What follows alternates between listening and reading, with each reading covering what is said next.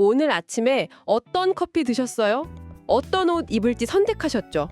바로 그 선택의 본질을 파헤치기 위해서 저희는 오늘 당신이 보내주신 자료들을 아주 깊숙이 들여다봤습니다. 네, 사르트르의 실존주의는 휴머니즘이다 핵심 부분이랑 스피노자의 에티카, 그리고 또 그 벤자민 리벳 실험 관련 최신 뇌과학 기사 몇 편까지요. 맞아요. 저희의 미션은 이 자료들 속에서 당신의 그 선택, 과연 당신의 것인가?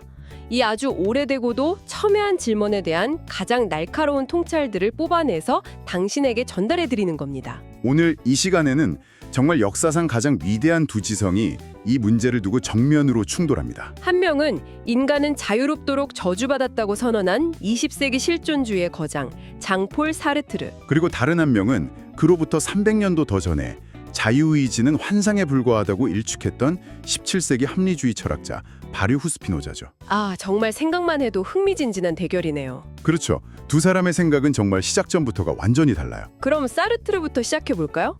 아니, 자유가 축복도 아니고 저주라니 이 말부터가 정말 도발적이잖아요. 대체 무슨 의미일까요? 사르트르의 핵심 주장은 딱 한 문장으로 요약돼요. 실존은 본질에 앞선다. 실존은 본질에 앞선다. 네. 예를 들어서 여기 펜이 하나 있다고 치면요.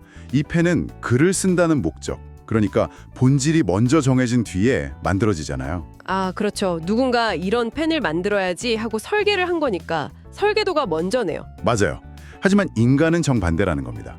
우리는 아무런 설계도나 목적 없이 이 세상에 그냥 내던져진 존재라는 거죠. 내던져졌다. 네. 신이 이 사람은 이런 목적으로 살게 해야지 하고 만든 게 아니라는 거예요. 와, 내던져졌다는 표현이 정말 확 와닿네요. 그럼 마치 설명서 없이 던져진 조립식 가구 부품들 같아요. 우리가 스스로를 조립해서 의자가 될지 책상이 될지 결정해야 한다는 그런 의미인가요? 바로 그겁니다. 와, 그거 완벽한 비유예요. 설명서가 없으니까 우리는 매 순간의 선택을 통해서 나라는 존재를 스스로 만들어가야만 하는 거죠. 내가 나를 만들어간다? 네. 무엇이 될지, 어떻게 살지, 그 모든 걸 스스로 정하고 그 결과에 온전히 책임져야 해요. 그 누구도, 심지어 신조차도 대신해 줄 수 없고요. 모든 걸 스스로 선택하고 또 책임져야 한다. 와, 생각만 해도 어깨가 무거운데요. 그쵸. 아, 그래서 저주나 형벌이라고 표현한 거군요. 이 무거운 책임감에서 도망칠 수가 없으니까. 맞습니다. 도망치는 것조차 도망치겠다는 당신의 선택인 셈이죠. 이 절대적인 자유와 책임 앞에서 사람들은 불안을 느끼고 원래 내 성격이 이래서 이건 운명이야 하면서 결정론 뒤에 숨으려고 하거든요. 네네. 사르트르는 이걸 비겁한 자기기만이라고 불렀어요. 알겠습니다. 근데 바로 그 지점에서 스피노자나 현대 뇌과학자들이 잠깐만요 하고 외칠 것 같아요. 우리가 정말 그렇게 완벽하게 자유로운 존재일까요? 스피노자는 뭐라고 반박하나요? 스피노자는 사르트르와는 완전히 다른 풍경을 봐요. 그는 먼저 인간이 대자연의 일부라는 아주 기본적인 사실에서 출발해야 한다고 말합니다. 자연의 일부. 네, 그가 신 또는 자연이라고 부르는 이 거대한 우주는 그 자체의 법칙에 따라서 한치의 오차도 없이 필연적으로 움직여요. 그리고 인간도 그 거대한 자연의 일부, 하나의 양태에 불과하다는 거죠.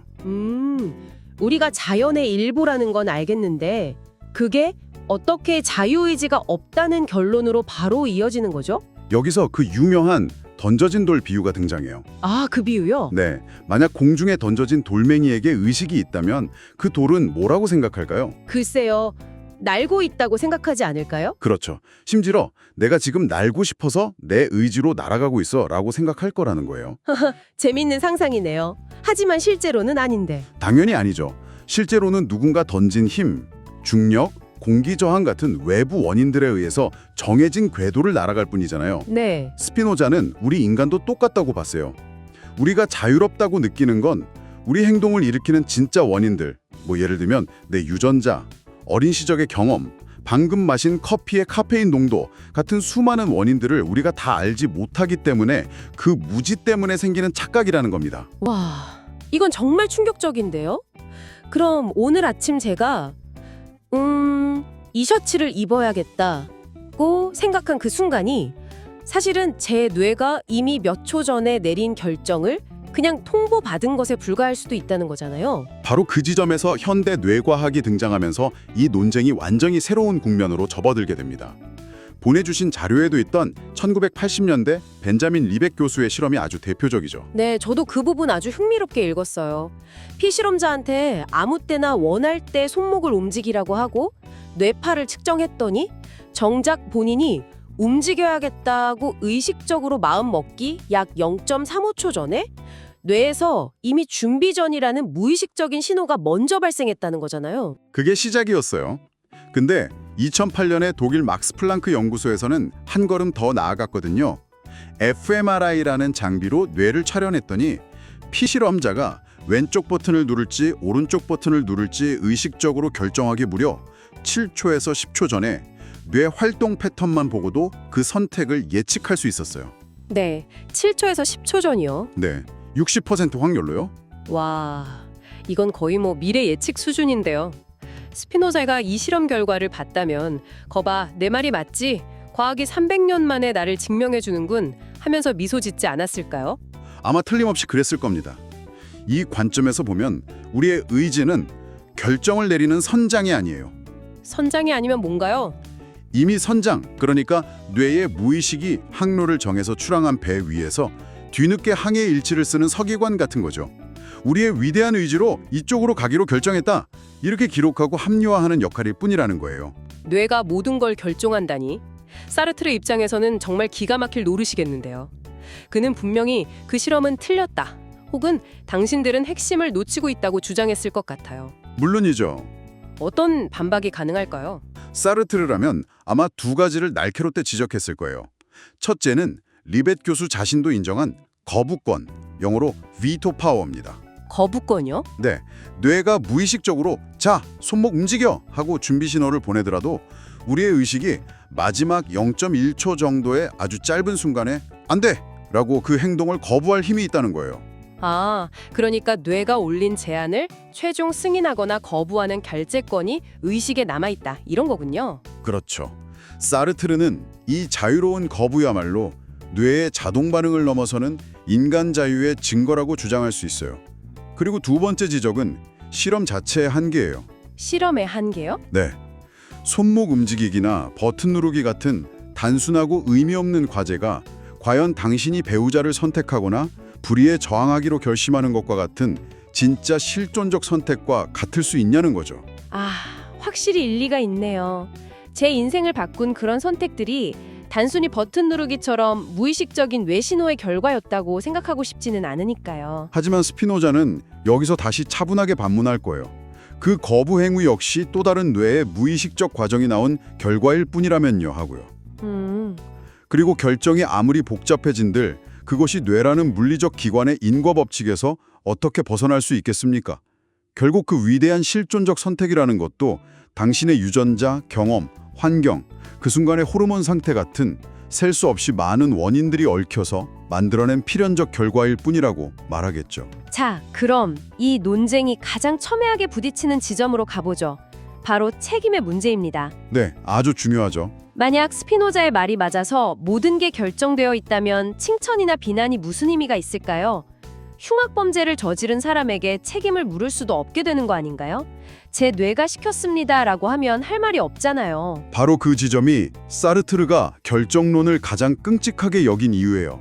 모든 것이 정해져 있다면 살인자는 살인을 하도록 결정되었을 뿐이니까 그에게 책임을 묻는 건 부당하게 되죠. 그렇죠.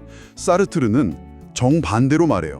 우리는 전적으로 자유롭기 때문에 우리의 모든 선택에 대해 전적인 책임을 져야 한다고요. 내 선택이 단순히 나 한 사람의 행동으로 끝나는 게 아니다. 맞아요. 내가 이 행동을 선택함으로써 나는 모든 인류에게 인간은 이래야 한다고 선언하는 것과 같다. 이렇게 말해요.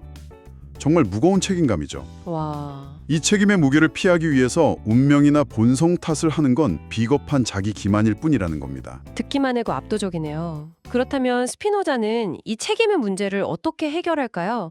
범죄자를 그냥 내버려 두자는 건 아닐 텐데요. 스피노자는 책임을 부정하지 않아요. 다만 그 근거를 완전히 재정해야죠. 재정해야 한다? 네, 사회가 범죄자를 처벌하는 건 그에게 무슨 신비로운 자유의지가 있어서가 아니에요.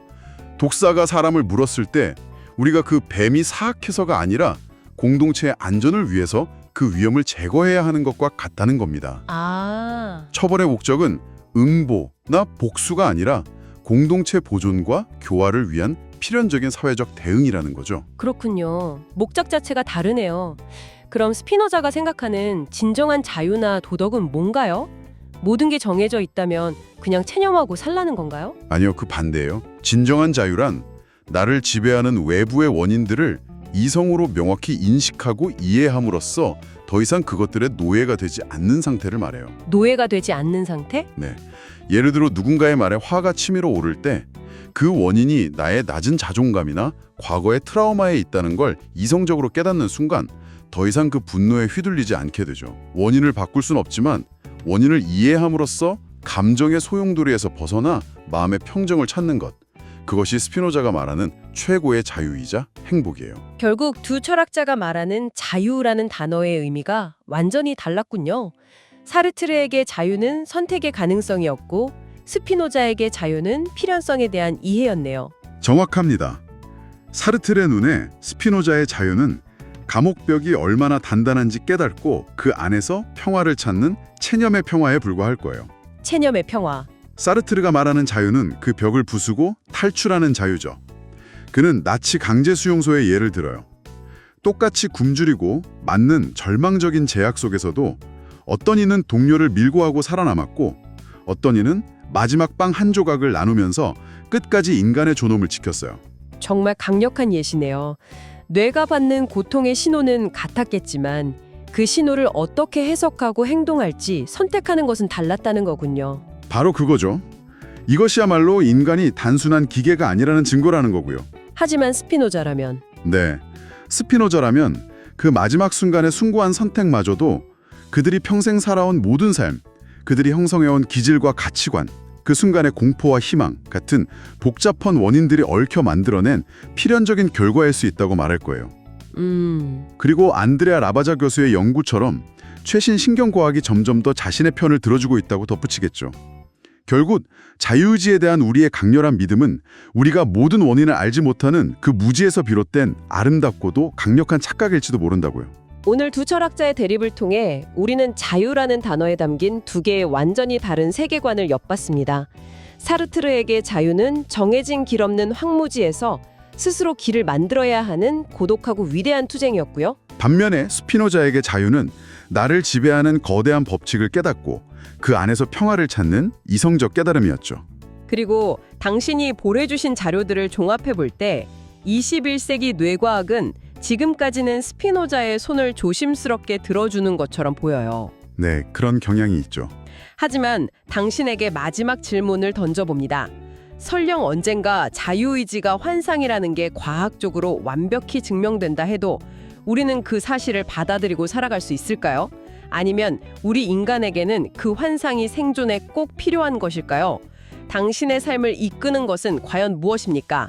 당신의 의지입니까? 아니면 당신조차 알지 못하는 원인과 결과라는 거대한 사슬입니까?